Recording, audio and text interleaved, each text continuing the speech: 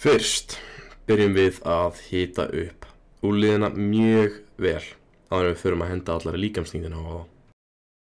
Næsta skref er eldstaðan. Þar byrjum við að færa okkar eigin þyngd yfir á hendurnar og byrja því að viðhalda jafnvægi. Ef þér finnst erfitt að framkvæma þetta er sniðugt að byrja á kuðungnum sem ég sýni hér upp á skjá. Fingur eiga að vera gleiðir og hendur snúa út en ekki of mikið og er það til að halda jafnvægi í frjálsari handstöðu. Næsta skref á hönd er að fara í handstöðu upp við vegg eða rimla. Síðan er þetta að kippa sér rétt frá vegg til þess að venjast frjálsri stöðu.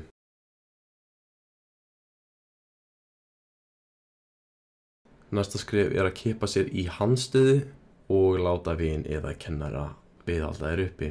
Og þegar þú ert búinn að mastera allt af þessu, ættirðu með góðum árangri að geta viðhaldið handstöðu.